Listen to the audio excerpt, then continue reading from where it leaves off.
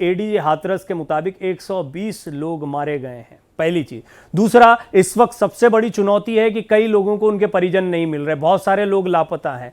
तीसरी सबसे बड़ी चुनौती है स्वास्थ्य सेवाएं यहां पर, क्योंकि बहुत बड़ी तादाद में लोग घायल भी हुए हैं, मृतकों को लाया जा रहा है, मृतकों के परिजनों का रो रो का बुरा हाल है। सीधी तस्वीरें भी हमने आपको दिखाई, कई लोग बेहोश हो गए जो अस्पतालों के बाहर बैठे हुए हैं, मॉर्चरी के बाहर बैठे हुए हैं, पोस्टमार्टम के बाद बॉडी लेने के लिए बैठे हुए हैं, उनका रो रो कर बुरा हाल है। यह स्थिति इस वक्त एटा में, आगरा में, हाथरस में, तमाम जगहों पर देखने को मिल रही है। हाथरस के सिकंदरा राव में एक सत्संग में ये बड़ी तादाद में लोग गए थे। अलग अलग आंकड़ा आ रहा है, कुछ 50,000, 1 लाख, 2 लाख ऐसे आंकड़े आ रहे हैं। कुल मिलाकर यह समझा जा सकता है कि बहुत बड़ी तादाद में लोग यहां पर मौजूद थे। और रतिभानपुर में सत्संग में 120 से ज्यादा लोगों की मौत का अभी तक एडीजी हाथरस के मुताबिक ये आंकड़ा है, लेकिन ये आंकड़ा बढ़ सकता है। ज्यादातर महिलाएं और बच्चे हैं इसमें मरने वालों में। बहुत बड़ी तादाद में यहां पर महिलाएं पहुंची थी। हादसे की जांच के लिए एक कमेटी भी बना दी गई है। जल्द से जल्द कमेटी को अपनी रिपोर्ट सौंपनी है। मुख्यमंत्री योगी आदित्यनाथ ने इसके लिए स्पष्ट निर्देश दे दिए हैं। मृतकों के परिजनों को फिलहाल 2 लाख का मुआवजा, घायलों को 50-50 हज़ार रुपए का मुआवजा देने की बात कही गई है। हादसे की जांच के लिए कमेटी का गठन किया गया है। एडीजी आगरा, अलीगढ़ के कमिश्नर जांच करेंगे और सीएम योगी भी कल हाथरस जा सकते हैं। ये जो है अभी तक का अपडेट इस पूरे मामले में आया है। लेकिन बड़े और कई मंत्रियों को, अधिकारियों को यहां पर मोबिलाइज कर दिया गया है, भेज दिया गया है। लक्ष्मीकांत जी से अभी भारत एक्सप्रेस ने एक्सक्लूसिव बातचीत भी करी। हालांकि उनके पास कोई सीधा आंकड़ा नहीं है, उन्होंने बस यहां पर जाकर लोगों से मुलाकात की, डॉक्टर से जानकारी लिए। मरने वालों का ठीक आंकड़ा उनके पास भी नहीं है। डीएम ने भी पहले 50 से 60 का आंकड़ा बोला था, लेकिन बाद में उन्होंने कहा कि अभी मरने वालों के आंकड़े के बारे में कुछ भी कहना बड़ा मुश्किल है। हालांकि एडीजी हाथरस के का एक लगातार आंकड़ा चल रहा है। मीडिया रिपोर्ट्स के मुताबिक 120 का आंकड़ा उन्होंने दिया है। ये तस्वीरें आप देख रहे हैं कि किस तरीके से लोगों को यहां पर लाया गया। ये जो भोले बाबा हैं, इनके बारे में फटाफट आपको जानकारी दे दूं। इनका नाम एसपी सिंह है, भोले बाबा के नाम से प्रचलित है। यहां पर इनका सत्संग चल रहा था। ये पहले पुलिस की नौकरी में थे, 17 साल पहले एसआई का पद छोड़ा था, उसके बाद सत्संग करना शुरू किया था, कथा वाचना शुरू किया था। इनका आसपास के क्षेत्रों में बड़ा प्रभाव है और कासगंज के रहने वाले हैं।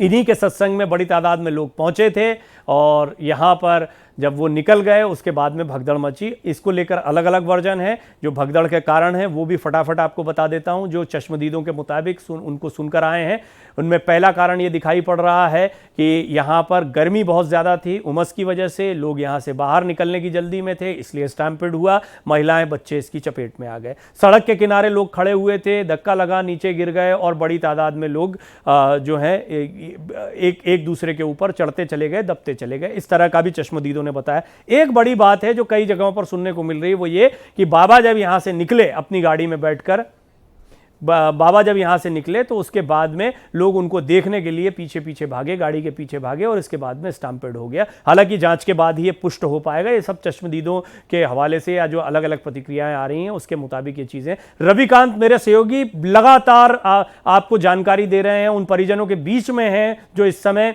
अपने मृत परिजनों का शव लेने के लिए बैठे हुए हैं। रो रो कर बुरा हाल है। रवि आपको लगातार जानकारियां दे रहे हैं हाथरस से। रवि, अभी आपकी कुछ लोगों से और बात हुई होगी कारणों के विषय में, मेडिकल फैसिलिटीज के बारे में, यहाँ पर लोगों को जो समस्या है, इनमें से किसी के बारे में जो जानकारियां और अपडेट्स मिले हैं वो जरा दर्शकों को बताएं आप। प्रवीण जी, आपको बताऊं, मैं जो सिकंदराबाद का हालत है, वहाँ पे जो आरोप लगा रहे थे कि यहाँ पे एक डॉक्टर है, वो डॉक्टर एक इलाज कर रहा है। अब वहाँ पर प्रशासन जो बैठे वगैरह आई हैं, जो वीडियो पर बोल रहे हैं, बैठों में बोल रहे हैं, और जो परिजन आरोप लगा रहे हैं कि यहाँ पे पोस्टमार्टम हाउस पर ना तो कोई डॉक्टर है ना वो है। अब जाके जो हमारी भारत एक्सप्रेस पे खबर चलने के बाद संज्ञान लेके यहाँ पे डॉक्टर की टीम मौके पे मौजूद हुई है। जी प्रवीण जी।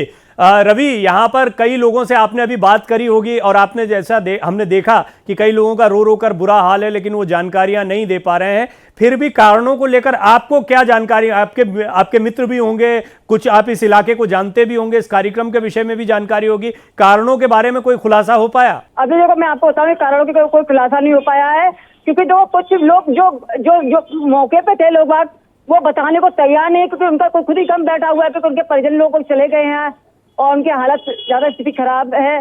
वो अभी एक महिला थी जो लड़की थी, वो उसकी युवती की हालत खराब हो गई गर्मी के माहौल से, रो रो के बुरा हाल था, वो बेहोश हो गई, तो जिला अस्पताल भेजा गया है। अब आपको क्या पता प्रवीण की जो जिसका घर के लोग जाते हैं उन लोगों को क्या अंदर की क्या बीतती है, क्या गम बैठता है, वो बताया नहीं जा सकता प्रवीण। हाँ रवि, आप बने रहें, आप यहाँ पर लोगों से और बात करने की और जानकारियां जुटाने की कोशिश करें। मैं लगातार आपके पास आता रहूँगा। रविकांत मेरे सहयोगी उस जगह पर मौजूद हैं जहाँ पर यहाँ कई परिजन मौजूद हैं जो मृतकों के शव लेने के लिए बैठे हुए हैं। उनकी बड़ी बुरी स्थिति है। इस बीच में कई लोगों ने अपनी प्रतिक्रियाएं दी हैं, खासतौर पर सोशल मीडिया एक्स के जरिए लोगों ने और कई बड़े नेताओं ने, विपक्ष ने, खासतौर पर मल्लिकार्जुन खड़गे, राहुल गांधी, तमाम लोगों ने प्रतिक्रिया दी। वो मैं आपको सुनवाऊंगा। लेकिन आज प्रधानमंत्री मोदी का भाषण चल रहा था, बड़ा लंबा उनका भाषण रहा। राष्ट्रपति के अभिभाषण पर बोल रहे थे, विपक्ष के कल के जो हमले थे उस पर उन्होंने आज पलटवार किया। लेकिन इस सब के बीच में जैसे ही उनको इस हादसे की जानकारी मिली, उन्होंने इस पर गहरा दुख जताया। क्या कुछ कहा, सुनिए। जिन लोगों की इस हादसे में जान गई है, मैं उनके प्रति अपनी संवेदना व्यक्त करता हूं। मैं सभी घायलों के जल्द से जल्द ठीक होने की कामना करता हूं। राज्य सरकार की देखरेख में प्रशासन राहत और बचाव कार्य में जुटा हुआ है। केंद्र सरकार के वरिष्ठ उत्तर प्रदेश सरकार के लगातार संपर्क में है। मैं इस सदन के माध्यम से सभी को यह भरोसा देता हूं कि पीड़ितों की हर तरह से मदद की जाएगी। पीड़ितों की हर तरह से मदद की जाएगी, इस बात का आश्वासन प्रधानमंत्री मोदी ने दिया। इससे पहले योगी आदित्यनाथ ने भी एक्स पर पोस्ट करके ये कहा था कि यहाँ पर मंत्रियों को, सीनियर अधिकारियों को भेजा जा रहा है, जल्द से जल्द जांच की जाएगी। और इसकी, जैसा हमारे सहयोगी जानकारी भी दे रहे थे, रजनीश ने आपको बताया कि मुख्यमंत्री योगी आदित्यनाथ ने कहा है कि इसकी 24 घंटे में जाँच करके रिपोर्ट उनको चाहिए है। तो बहुत तेज़ी से इस पूरे मामले की जांच पड़ताल की जाएगी कि आखिर इतना भीषण हादसा हुआ कैसे। राजनाथ सिंह ने शोक संवेदनाएं जताई हैं। इससे पहले उत्तर प्रदेश के मुख्यमंत्री ने इस बात की जानकारी दी और तमाम अन्य लोगों ने एक्स पर अपना अपना पोस्ट लिखा है और मृतकों के परिजनों के प्रति संवेदनाएं जताई हैं। राष्ट्रपति ने भी दुर्घटना में मारे गए महिलाओं, बच्चों और तमाम श्रद्धालुओं की जो मृत्यु का समाचार था उसको विदारक, हृदय विदारक बताया है और परिजनों को खोने वालों के प्रति गहन संवेदनाएं उन्होंने व्यक्त की हैं। घायलों के शीघ्र स्वस्थ होने की कामना उन्होंने की है। आइए इस घटना पर हाथरस के जिलाधिकारी आशीष कुमार और स्थानीय लोगों ने क्या कुछ कहा है सुनवाते हैं आपको। देखिए, आशीष कुमार जो हैं, उनके दो बयान आए। पहले तो 50 से 60 लोगों के मारे जाने की बात थी, लेकिन बाद में उन्होंने भी आंकड़े पर यह कहा है कि स्पष्ट तौर पर अभी कुछ नहीं कहा जा सकता है। यहाँ पर लोगों की, स्थानीय प्रशासन को लेकर बड़ी एसपी सिंह बघेल कुछ कह रहे हैं, सुनते हैं। स्टेशन के हिस्सा रहे हैं, आखिरकार अपने अनुभव से बताएं, आखिरकार चूक कहाँ हो जाती है कि ऐसी घटनाएं सामने आती हैं? पहले तो मैं बता दूं कि भय भगदड़ भ्रम बहुत हो जाता है। एंट्रेंस और एग्जिट का ध्यान रखा जाए, अफवाहें पर ना हो। कोई भगदड़ अगर हो गई तो लोग अपनी जगह खड़े हो जाएं, ख़त्म हो जाएं। तो इस पुलिस प्रशासन को भी ऐसे बड़े आयोजन से कि एनओसी देते हुए सारे इंतजामों को ध्यान रखना चाहिए। आयोजकों से एफिडेविट लेना चाहिए कि वो सब इंतजाम मानक के अनुसार करेंगे। और बीच बीच में श्रद्धालुओं से भी अपील कर लेनी चाहिए कि कहीं कोई भगदड़ हो जाती है या कोई बात हो जाती है तो संयम का परिचय दें और भय, भगदड़ और भ्रम की स्थिति में अपनी जनहानि न करें।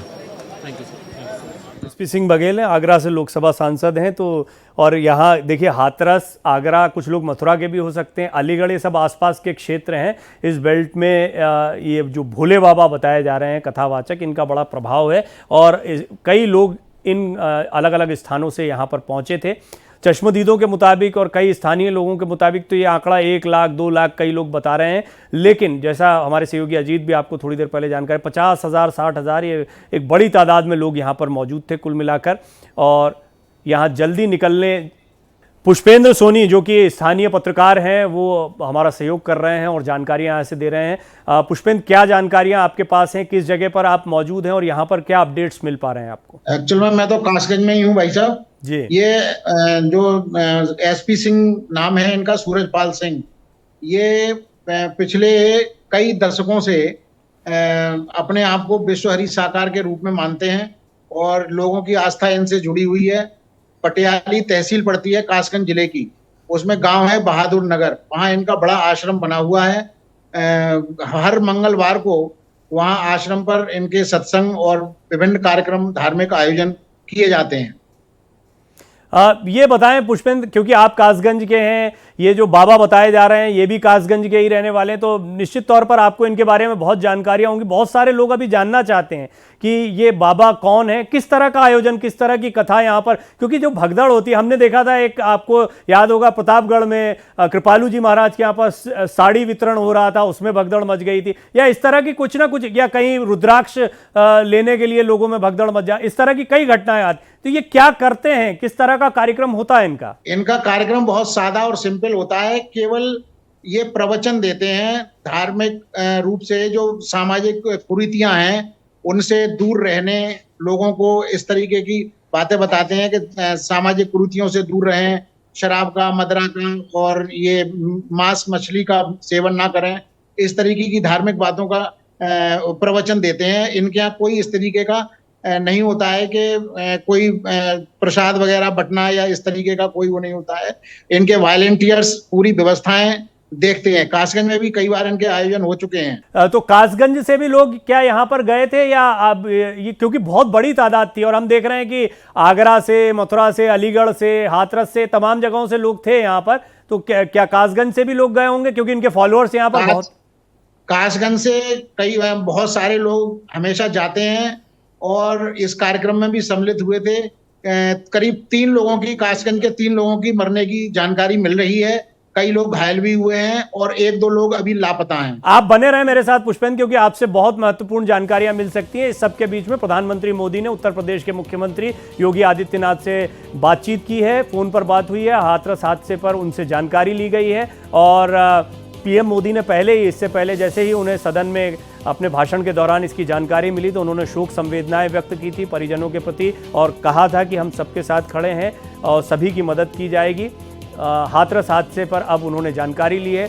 योगी आदित्यनाथ पहले ही स्पष्ट कर चुके हैं कि इस पूरे मामले की तफ्तीश की जाएगी, जांच पड़ताल जल्द से जल्द पूरी की जाएगी। इसके लिए अपने मंत्रियों को, तमाम बड़े अधिकारियों को भेज दिया गया है। एक हाई लेवल कमेटी बना दी गई है जो पूरे मामले की जांच पड़ताल कर रही है, और अब प्रधानमंत्री मोदी ने खुद इस हादसे की जानकारी ली है। देखिए, ये जैसे ही खबर आई आज, बड़ी खबर के तौर पर प्रधानमंत्री का भाषण बिल्कुल चर्चा में बना हुआ था, आपने देखा, लेकिन इस सब के बीच में सोशल मीडिया पर एक बड़ी सुगबुगाहट सी देखने को मिली, और उसके बाद में धीरे धीरे किसी को अंदाज़ा भी नहीं था कि ये खबर देखते ही देखते इतनी बड़ी हो जाएगी कि अभी तक जो आंकड़ा है उसमें 120 लोगों के मारे जाने की खबर है। मैं आपको बता दूं, ये आंकड़ा अभी एडीजी हाथरस की तरफ से मीडिया सोर्सेस के हवाले से आया है। पुष्टि किसी, जैसे लक्ष्मीकांत जी से अभी भारत एक्सप्रेस ने बात की, एक्सक्लूसिव बातचीत की, उन्होंने भी साफ कह दिया कि उनके पास आंकड़े की जानकारी नहीं। जितने मेडिकल अधिकारी या जिनसे भी बात हो रही है उसकी वजह है आगरा, हाथरस, एटा, अलग अलग जगहों पर शवों को ले जाया गया, तो अलग अलग जानकारियां दी जा सकती हैं। किसी के पास पूरी जानकारी नहीं है कि कितने लोग कुल मारे गए। हाँ, चश्मदीदों ने हालांकि ये बताया है कि उनके मुताबिक यहां पर मरने वालों की तादाद कोई 150 कह रहा है, कोई 200 कह रहा है, लेकिन फिलहाल एडीजी हाथरस की अगर बात माने तो करीब 120 लोगों की यहां पर मौत हो चुकी। आंकड़ा बढ़ सकता है, इस बात की आशंका है। पुष्पेंद्र कासगंज से हमें जानकारी दे रहे हैं, स्थानीय पत्रकार हैं, और ये जो बाबा हैं, भोले बाबा जिनको कहा जाता है, इनके विषय में भी जानते हैं, इनके आयोजनों के विषय में भी जानते हैं। पुष्पेंद्र, एक और महत्वपूर्ण सवाल ये खड़ा हो रहा है कि यहाँ पर कई लोगों ने कहा, यहाँ पर चश्मदीदों को जब मैं सुन रहा था, कि बाबा जैसे ही निकले तो उनको देखने के लिए, और वो जो गाड़ी में बैठकर आगे बढ़े तो उनको देखने के लिए उनके पीछे पीछे, गाड़ी के पीछे लोग भागे और इसलिए भगदड़ मच गई। तो ये किस तरह का इनका क्रेज है, किस तरीके से इनके फॉलोअर्स जो हैं इनको पसंद करते हैं, वो थोड़ा सा बताएं। एक्चुअल में बाबा के प्रति अटूट श्रद्धा है लोगों में, और ये अनुसूचित जाति से संबंध रखते हैं और सनातनी धर्म का प्रचार प्रसार करते हैं।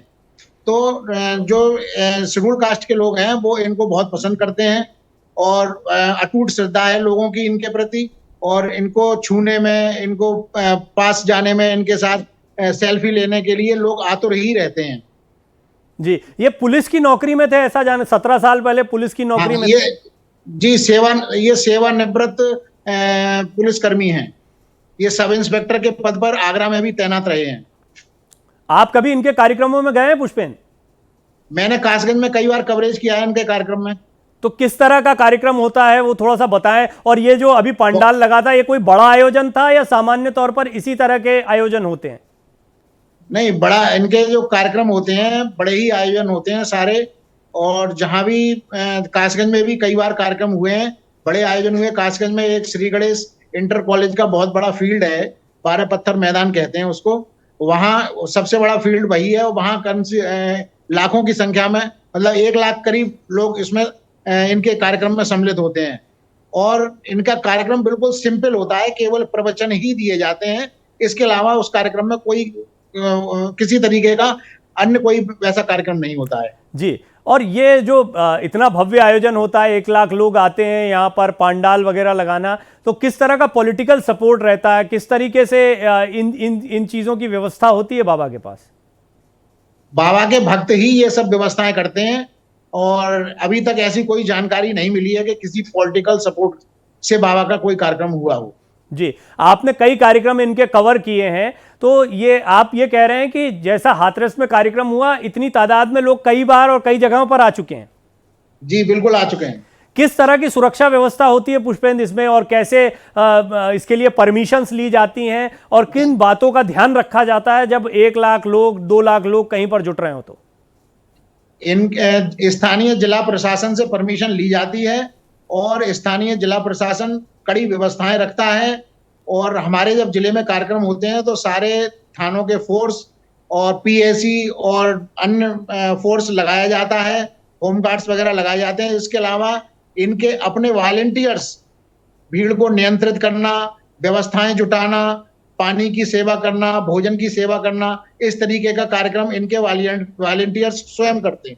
आप बहुत पुराने पत्रकार हैं, स्थानीय तौर पर आप इनको कवर भी करते रहे हैं। मुझे ये बताएं कि आपको क्या लग रहा है, अभी तक जितनी घटना की जानकारी आपके पास आई होगी, और खासतौर पर आप वहां पर मौजूद हैं तो आपके पास निश्चित तौर पर अपने सोर्सेज से भी कुछ खबर आई होगी, तो मुझे बताएं आपको क्या लगता है कि किस तरह का ये हादसा हुआ होगा, और आप इस बारे में क्या सोचते हैं? एक्चुअल में ये जो हादसा हुआ है वो किसी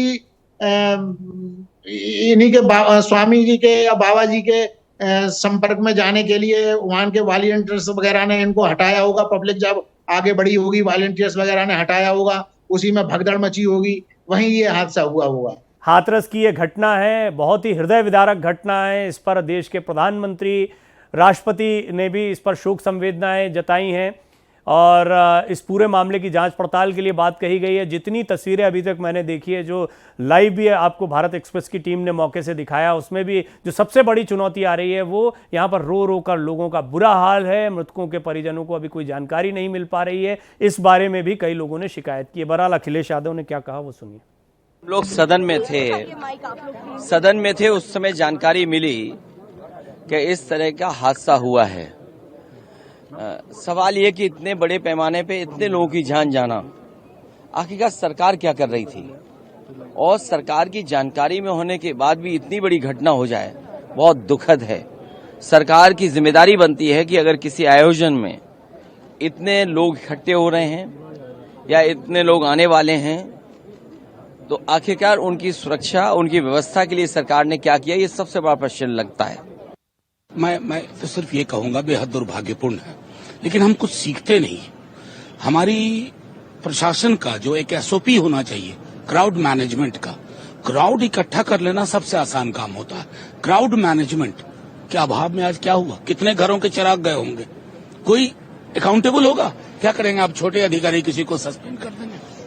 तो आपने सुना, देखिए इस पर निश्चित तौर पर राजनीति होगी। ये एक ऐसा मामला है जिसको लेकर अब राजनीति गहराएगी, गरमाएगी, और इसकी बहुत बड़ी वजह यह है कि इस पूरे मामले में अभी तक जो जानकारियां मिली हैं उसके मुताबिक स्थानीय प्रशासन सवालों के घेरे में आ रहा है। हालांकि जैसा पुष्पेंद्र कासगंज के स्थानीय पत्रकार हैं, यहाँ के पुराने पत्रकार हैं, कई मामलों को वो कवर करते रहे हैं और ख़ास तौर पर ये जो बाबा जिनके बारे में जानकारी दी जा रही है, इन बाबा के कई कार्यक्रमों को उन्होंने कवर किया है। क्या पुष्पेंद्र आप मेरे साथ बने हुए हैं अभी? हाँ जी, सुन पा रहे हैं, बताइए। जी, मैं आपसे ये ज़रूर जानना चाहूँगा कि जो अभी तक 17 साल इन बाबा को कार्यक्रम करते हो गए, क्या इसी तरह की भीड़ इनके यहाँ पर आ रही थी या हाल में इनकी लोकप्रियता ज़्यादा बढ़ी है, या फिर आपने ये भव्य आयोजन कब से देखने शुरू किए हैं इनके? कई वर्षों से देख रहे हैं, कासगंज में भी कई बार भव्य आयोजन हो चुके हैं और बाहर भी सुनने में आता है, कासगंज के लोग जब बाहर जाते हैं इनके कार्यक्रमों में तो आयोजन भव्य ही होते हैं। फिर भी आपने आखिरी कार्यक्रम कब सुना है इनका प्रादुर्भाव? क्योंकि देखिए, मैं आपको बहुत स्पष्ट तौर पर बताऊं, क्योंकि पुष्पेंद्र आप स्थानीय पत्रकार हैं कासगंज के, तो आप इनको जानते हैं, लेकिन इनके विषय में बहुत ज्यादा जानकारी जो है और देश के दूसरे हिस्सों में या अन्य लोगों को नहीं, जैसे अन्य बाबाओं, खासतौर पर ऐसे बाबा जिनके कार्यक्रमों में लाख लाख लोग आ रहे हैं, उनके बारे में होती है। तो आप कब से देख रहे हैं इनके कार्यक्रम? ये आखिरी कार्यक्रम कौन सा था जो आपको लगता है 4 साल पहले, 5 साल पहले, कब आपने देखा इतना भव्य कार्यक्रम? लगभग 1 दशक से इनके कार्यक्रम देख रहा हूं मैं, और पिछली 2 साल पहले कासगंज में एक कार्यक्रम हुआ था इनका और वो भी भव्य ही कार्यक्रम हुआ था। किन किन जगहों पर करते हैं आमतौर पर? ये कासगंज में तो आमतौर पे नहीं, कासगंज नहीं, मैं चाहूंगा कि आप पूरे बेल्ट के बारे में बताएं, मथुरा, आगरा, हाथरस, अलीगढ़, एटा सब मिला के बताएं कि कहां कहां इनके कार्यक्रम होते हैं। कार्यक्रम इनके बहुत बहुत दूर होते हैं, आगरा में भी होते हैं, मथुरा में भी होते हैं, कानपुर में भी होते हैं, आजमगढ़ में भी हुआ है कार्यक्रम इनका, और तमाम मुरादाबाद में भी कार्यक्रम हुआ है, बिलारी में कार्यक्रम हुआ है इनका। और अभी ये निवास कासगंज में ही करते हैं? नहीं, अभी फिलहाल ये अलीगढ़ में भी रहते हैं, अलीगढ़ में भी इनका रेजिडेंस बना हुआ है और कासगंज में आश्रम में भी इनका निवास बना हुआ है। तो इनका आश्रम, मुख्य आश्रम कहाँ, कासगंज में है, अलीगढ़ में है? कासगंज की तहसील पड़ती है पटियाली, पटियाली का गांव है बहादुर नगर, वहां इनका आश्रम बना हुआ है। उसी आश्रम में ये मंगलवार को सारे धार्मिक कार्यक्रम होते हैं, चाहे ये रहें चाहे ना रहें, लेकिन इनका कार्यक्रम, धार्मिक कार्यक्रम हर मंगलवार को उस आश्रम में जरूर होता है। जी, चलिए पुष्पेंद्र, हम आपसे आगे फिर जुड़ेंगे। आपने बहुत महत्वपूर्ण जानकारी दी, क्योंकि स्थानीय तौर पर आपके पास इस पूरे मामले पर, ये बाबा के बारे में काफ़ी जानकारियां थी जो आपने हम तक पहुंचाई। बहुत बहुत धन्यवाद आपका।